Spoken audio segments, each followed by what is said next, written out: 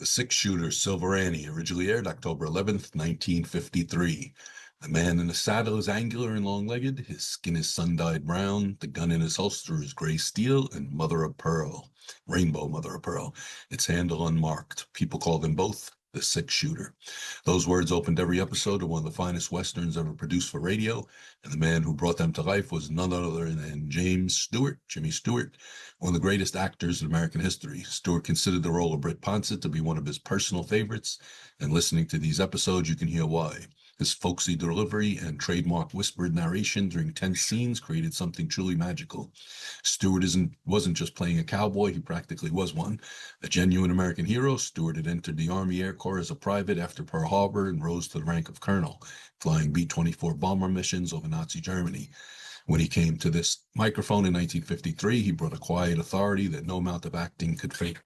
The Six-Shooter lasted only one glorious season of 39 episodes on NBC, making every single one a treasure. Tonight's episode, Silver Annie, is perhaps the most beloved of them all, so iconic that Stewart himself reprised the story on television's General Electric Theater in 1957. It's a warm and funny tale about a stubborn old prospector named Annie who refuses to sell her played-out mine, even though an entire town's future depends on it. Classic Jimmy Stewart at his absolute best.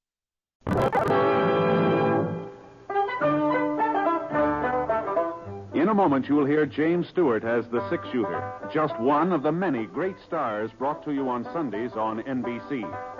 Every Sunday, hear Hume Cronin and Jessica Tandy in The Marriage, Sir Laurence Olivier on Theatre Royal, Lawrence Tibbett with the Golden Voices, Helen Hayes, Frederick March, Rex Harrison, and Lily Palmer on the NBC Star Playhouse. All of them heard only on NBC.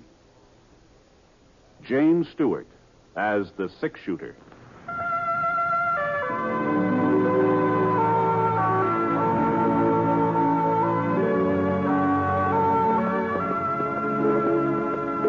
The man in the saddle is angular and long-legged. His skin is sun-dyed brown. The gun in his holster is gray steel and rainbow mother of pearl, its handle unmarked.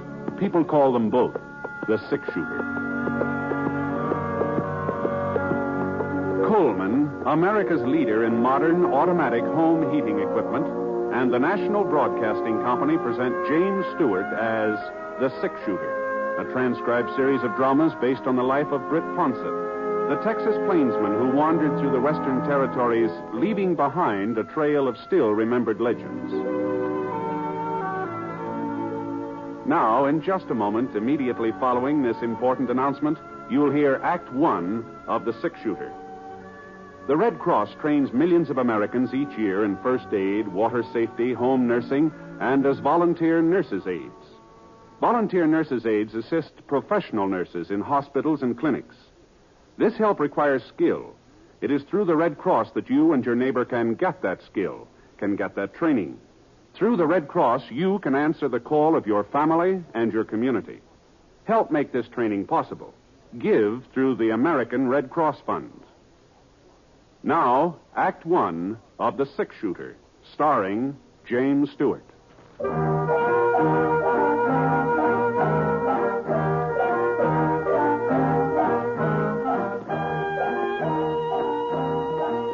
trail to Virtue City was over the crest of Bare Neck Mountain and then down the northern slope. That's why you couldn't see the town until you were almost there, that in the clouds. There always seemed to be a stack of thick marshmallow clouds along the side of Bare Neck, and by the time you got through them, the town was right in front of you. Anyway, it was about 2 o'clock in the afternoon when I hit the city limits, and at least what had been the city limits 10, 15 years ago. Of course, nowadays, houses on the outskirts weren't much more than just loose timbers, broken windows. When I reached the main street, things looked more normal. Not like a real town, of course, but well, the mercantile was open, and the bank, and the post office. 10 or 12 stores, maybe, all still doing business. I spotted what I was looking for. Oh, boy. Oh. The sign on the Opera House said Rocky Mountain Western Railroad, Virtue City office. Well, I guess they might as well use the Opera House for something. Jenny Lynn sure won't be singing there anymore. Not like she did for the grand opening.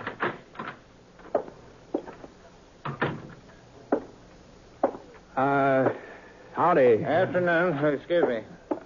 Oh, sure. Mind handing me that box? That one there on the desk. Oh, this one, yeah. Yeah, I want to put these papers in it. Yeah, thanks. You're cleaning out the office, That's huh? right. I see. Yes. Moving to another place. Yeah. Well, I guess there's plenty of vacancies in Virtue City, isn't there? There'll soon be one more. Oh, wait a minute. What? You leaving town? I sure am, mister. In 3 weeks. That's what I wasted here. 3 weeks. Well, I'm not wasting any more time. Tomorrow night, that's the deadline. Then I take the stage. Virtue City doesn't deserve a railroad, and they're not getting one. Well, what's on your mind? Well, under the circumstances, I'm not exactly sure. That's no surprise. Nobody's sure of anything around here. No, what I mean is I was figuring on signing up with the railroad. I've laid track before, and I thought that I heard the new line was going through Virtue City. You heard wrong, mister. Uh-huh. Well, I'm sorry to have troubled you. There's other folks who should be sorry. Gave me their word. Said they'd have the right of way free and clear. Ought to sue 'em. That's what we ought to do.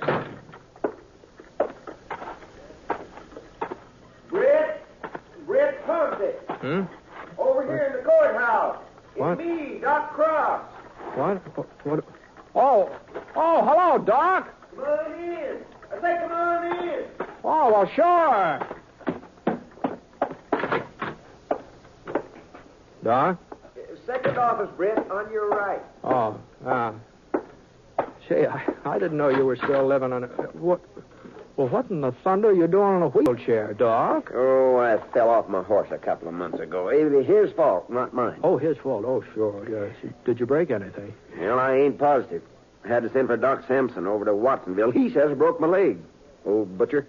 Don't think he'd know a broken leg from a floating kidney. If you ask me, he's keeping me off my feet so he'll get a crack at all my patients. Oh, well, Doc could do you good. Get a little rest. Maybe. Hey, sit down, Britt. Sit down. Thanks. Well, I was kind of surprised to see the courthouse still open. I thought they'd moved county seat over to Fort Gray. Politicians. Yeah, those people in Fort Gray bribed the legislature. That's what they did. But we'll get the county seat back again. Just you wait and see. Meantime, we're using the courthouse for a city hall. I guess we got just about the fanciest city hall west of Denver. Yeah, I wouldn't be surprised. I'm the mayor now, Britt.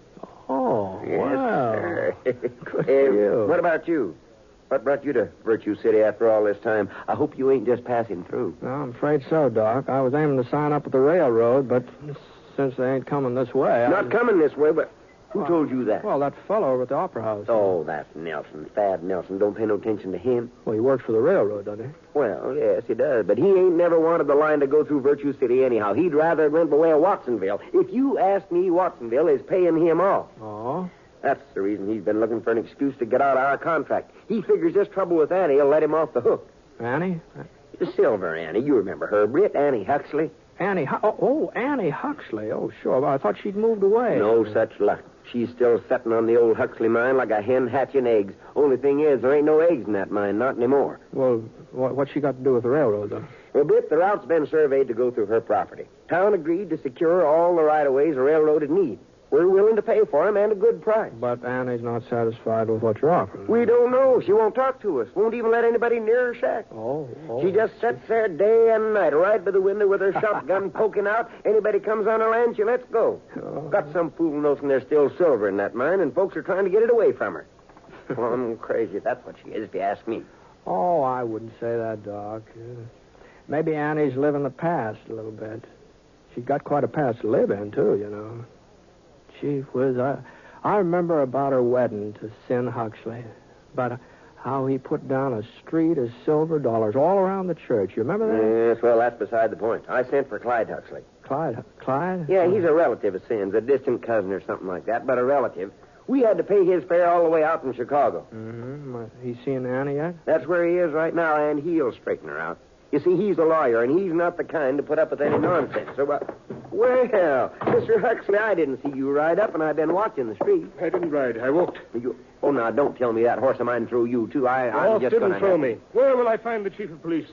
What? I'm charging that woman with attempted murder. Oh, you don't mean Annie. I certainly do mean Annie. She ought to be locked up. And if I've anything to do with it, she will be. Oh, then she wouldn't sign over the right-of-way, huh? Not even for you, her own kin. I didn't get a chance to discuss it. She shot at me point blank. It don't look like she hit you. It was a miracle she didn't. Well, I guess she just didn't know who you were, Mr. Huxley. She didn't recognize you. I told her who I was. Right after that, she fired. Yeah, some folks just don't cotton to relatives, seems like. Well, she tried to kill me. Oh, no, she was just defending her property, Mr. Huxley. If she'd wanted to kill you, you wouldn't be walking around now. Annie knows how to handle a gun. Well, now, we got to do something, Britt. If we don't have that right away by tomorrow, Nelson, he's the railroad man, Nelson will leave town. The railroad will go through Watsonville, and that'll just about wash up Virtue City once and for all. Well, now, there must be some way of explaining things to Annie, Doc. I throw her in jail. That's just apt to make her more cussed than ever, you know. But, say, maybe there is another way. Sure. Somebody she trusted, somebody who didn't have no axe to grind. She'd listen to him. Now, Doc. You got those papers all ready for her to sign, Mr. Huxley? I have. Well, then give them to Britt. Doc, now, this ain't my affair, Doc. Now, I don't want to get mixed up with this. Oh, I know you, Britt. No, you but wouldn't let us down, not at a No, listen, time like Doc, this. Go on, Huxley, give him the papers. Now, wait a minute. We'll Doc. never forget what you're doing, Britt. The whole I know. town will be in your debt. Just get her to sign them. The places are marked with an X. Doc.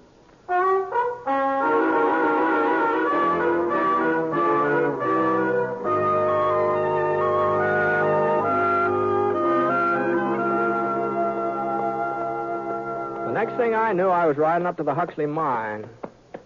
Annie's shack was next to the main shaft, about 100 yards off the road. I slid down out of the saddle and tried the gate. Holy smokes. Padlock big enough to protect the Denver Mint was chained around the post. Well, I had nothing else to do but climb over the fence. Getting on toward dusk. Now, I didn't know whether to sneak up on Annie unawares or just walk up to the front door in plain sight and take my chances. While I was making up my mind, I flattened down behind a pile of wooden boxes. Whew. Wow. At least one thing was certain. I wasn't going to sneak up on her unawares. Go on. Beat it. Next time I won't miss. I'll put that thing down, Annie, or I'll shoot it out of your hands. Well, who's out there? Who is that? Britt Ponset. Britt? That's right. I'm on a node. None of the flea-bitten skunks from around here'd have nerve enough to talk to me that way. All right, I'm coming in, Annie. I guess there's no stopping you. Not that I believe you'd ever try to shoot this gun out of my hand, Britt, no matter what you say. Well, that makes us even, man. I don't believe you would aim it at me either. How are things, Annie? Well, not too bad. Not too bad. So close that door, will you? Sure. Fact of the matter is, Britt, I've been working the southern shaft lately. Found a vein that looks real promising. One of these days, the Huxley will be going full force again. Mm-hmm. Now, Annie, now, you don't really believe that. Why, of course I believe it. Why shouldn't I? We took $250,000 out of this mine, Sin and me, and there's plenty more. It's just a question of finding it. Here, you want some coffee? Yeah, thanks. Now, these hills have been worked dry, Annie. There's no silver in them, not anymore. And that's why I came up to talk to you. Here. Drink your coffee. Thanks. It's about the right of way for the railroad. You're just wasting your breath. No, but Doc Cross said you didn't know anything about the railroad, that nobody had been able to explain it to you. Oh, nobody had to explain it. There's nothing goes on in Virtue City that I don't get wind of. I ain't lived here 35 years for nothing. Doc says the town needs the railroad, needs it bad. Why, I got no objection to a railroad into Virtue City. Probably need it myself to haul the ore out when I strike a rich vein. But the line don't have to go through my property. Mm-hmm. Mountain country like this, railroads don't have much choice. I asked Doc Cross. The only other route would cost a whole lot more money, more than the Rocky Mountain Western's willing to pay. Well, that ain't my problem. All I care about is the Huxley. And they're not laying any tracks across it. All right, Annie. All right. That's the way you feel. Thanks for the coffee. Oh, I guess maybe I ought to warn you. Your cousin's talking about putting you in jail.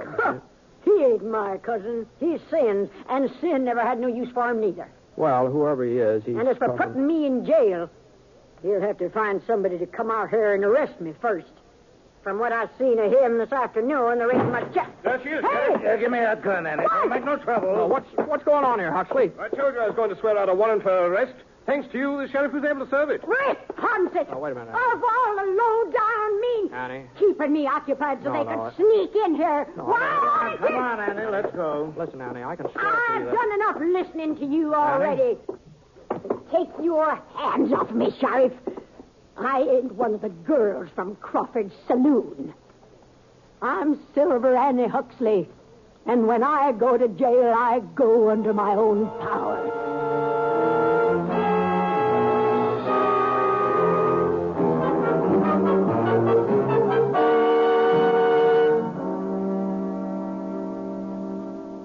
We'll return to James Stewart as the six-shooter in a moment. First, a word from Coleman, America's leader in modern automatic home heating equipment.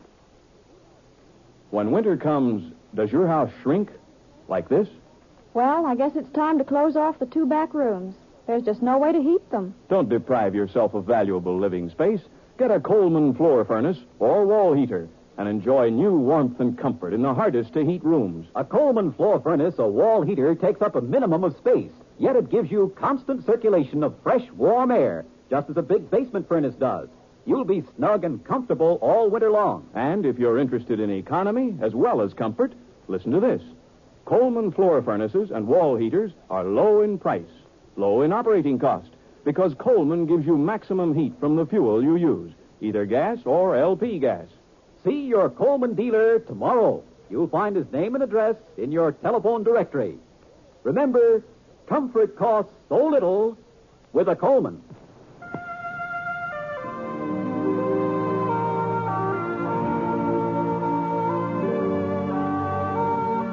Now, Act Two of The Six-Shooter, starring James Stewart as Britt Ponset.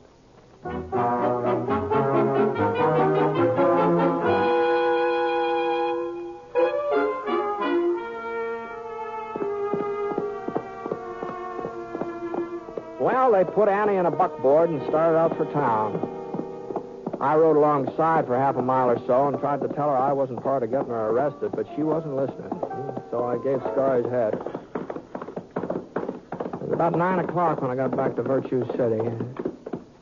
The place looked even stranger by night than by day.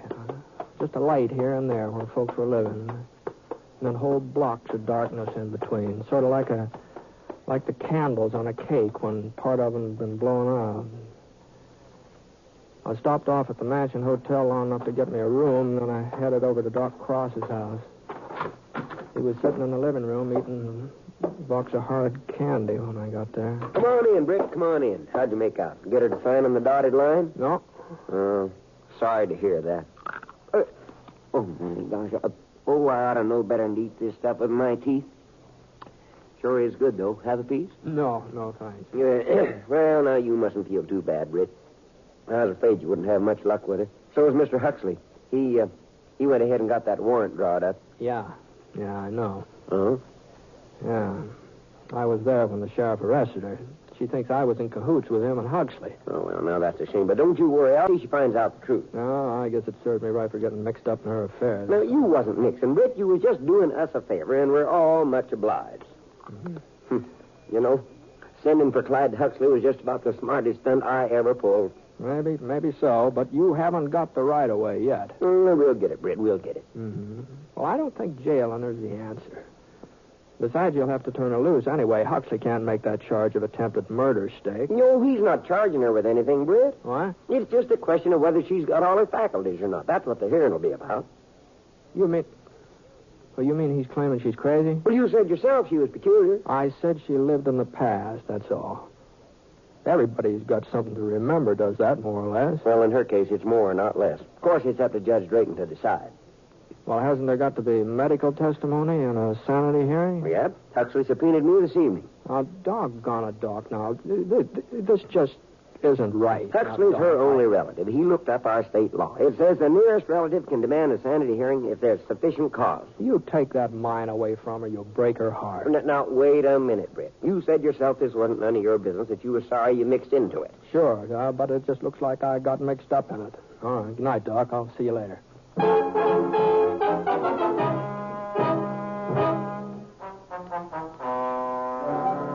Mrs. Huxley, I want to get this clear. You admit firing a shotgun at various people who've approached your place of residence at various times. I've shot at people trying to get into the Huxley mine, if that's what you mean. That's right. Now, how often has this occurred? As often as they tried it. Here, now, order. Now, you come to order. It's a very serious matter. Now, let's see, oh, yes. Surely you must admit this behavior of yours isn't exactly normal? It's normal for me. Now, order. What I mean is the average person doesn't use firearms on harmless visitors. The average person don't own the Huxley mine. I do. Yeah. Your Honor. Go ahead, Mr. Huxley. This is the crux of my poor cousin's delusion. This feeling of hers that the Huxley mine is of some great value, that it still contains silver, when we all know that it's worthless. And just how do you know that? You've proved it to us. For 10 years you've lived there and searched the shafts every day. Have you found silver? Even a trace of it? No, I ain't. You see, Your Honor. If that makes me crazy, then Sin must have really been out of his head. He spent 12 years prospecting that mine before he made his first strike. I still got 2 years to go before I'll be even with him. Yes, but there was silver there then. There is now. Your Honor. I'm sorry, Mrs. Huxley, but after what Doc Cross said and then what you yourself say, well, I'm afraid that the law allows me no alternative but to... Excuse me, Your Honor. Now, see here. We're not going to have any more interruptions. Who is that man, Doc? Britt Ponset. Ponset, the six-shooter? Yes, but now don't you let me talk to you. Well, if there's something you wish to say, Mr. Ponset, this here court will be happy to hear you. Oh, thanks, Judge. I've been listening to this hearing, and like Mr. Huxley says, it all seems to hinge on whether or not there's any silver in the Huxley mine. What I mean is, if there was silver, then Annie's actions wouldn't seem so strange, would they? Well, no, I suppose not. She'd be protecting a valuable piece of land. But... Yeah, well, now, I think maybe you ought to see this report here. You see, I took some ore samples from the Huxley mine over to this assay office this morning, and, here's one of them. I'm afraid I don't quite follow you, Mr. Ponset. Well, if you'll just read that report, Your Honor. Let's see now. Samples tested show a value of approximately $125 a ton. What? 125? Yeah, I figured they'd run a little higher, but I guess Here, the assay... let me see that, Judge. I can't believe it. Well, that's what it says, all right. 120... Britt, this all come from the Huxley? Yeah, that's where it came from. Listen, everybody. Everybody, Annie's found silver again. For all we know, the whole town's been sitting on it, just like in the old days. Silver! Yeah, but what about the railroad? You've got a contract with my company. We don't need your railroad, Nelson. We've got silver. Please. Order. Now, I wouldn't be too hasty, Doc. Of course, there's no possibility of bringing the line through the Huxley now, I suppose. But there is that other route. It'd cost Mr. Nelson's company a little more money. That might be arranged. Of course, I'll have to check with the main office. Oh, you would? Oh, well, that seems a shame. Too bad you can't sort of make the decision right now on the spot, before another railroad hears about the silver and tries to beat you in here. Oh, no. On second thought, there really isn't any reason to delay the matter. If you'll just drop by my office, Dr. Cross, I'll send the contract and give the order to begin construction on the other route. I think that'll be... Well, I guess that takes care of everything, except Annie and the sanity hearing. You were just about to hand down a ruling, Judge, weren't you? Now, you come to order. You come to order. Well, there's no question about her sanity. And I'm surprised at you, Mr. Huxley. A lawyer of your standing, pressing a complaint like this. Why, Silver Annie Huxley is one of Virtue City's outstanding citizens. Always has been. Always will be. Court's adjourned.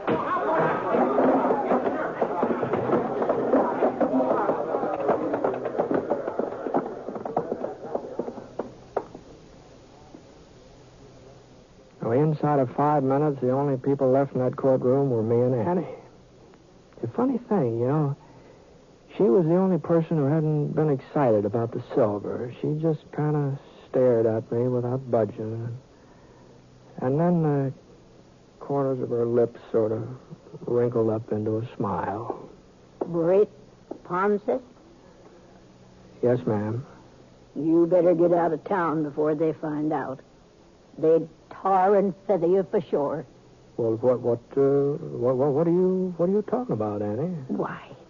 You think I didn't recognize that piece of ore? I ought to. I've been looking at it for 30 years. Them samples have been sitting on my dresser ever since Sin found them in his first strike. No. You saw them last night. You knew they were souvenirs from the old days. Well, they could have been something that you dug up recently, couldn't they? I'm not saying you lied, Britt. All you told them was that the ore was from the Huxley. That's true enough.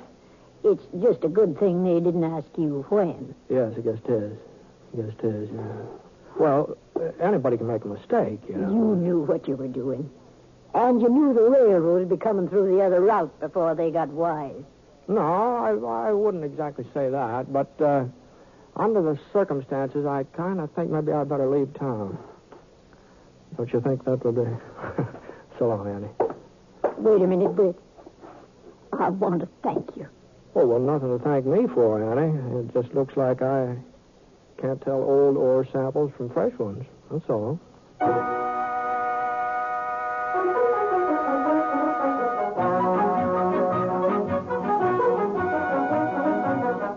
It was a month or two later before I heard about Virtue City again. Bumped into a fellow in Idaho Springs who was heading up that way. Said there'd been a big silver strike near the town. I tried to talk him out of going over there. I told him it's probably just a false alarm. He wouldn't listen. He said there'd been a false strike 3 or 4 weeks ago, and everybody went out prospecting. And the first thing you knew, somebody found silver. The real thing. Fellow had a newspaper from Virtue City to prove it. Editorial on the front page was by Doc Cross about moving the county seat back to where it belonged. Things sure have a funny way of working out, don't they?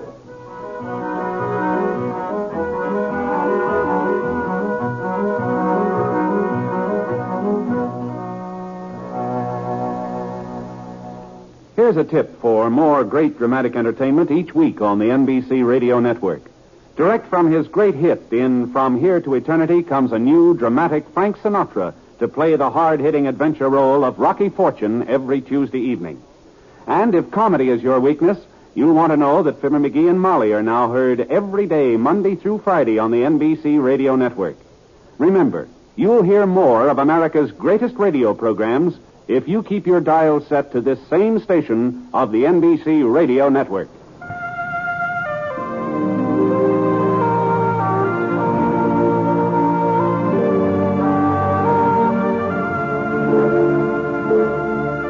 Coleman, America's leader in modern automatic home heating equipment, and the National Broadcasting Company have presented James Stewart as the six-shooter. Mr. Stewart may currently be seen in the Universal International picture Thunder Bay. Others in the cast were Jeanette Nolan, Dan O'Herlihy, Herb Vigran, Robert Griffin, and Parley Bear. The Six-Shooter is an NBC Radio Network production in association with Review Productions and is based on a character created by Frank Burt, and the transcribed story is written by him. Special music was by Basil Adlam, and the entire production is under the direction of Jack Johnstone. All characters and incidents were fictitious, and any resemblance to actual characters or incidents is purely coincidental. Hal Gibney speaking.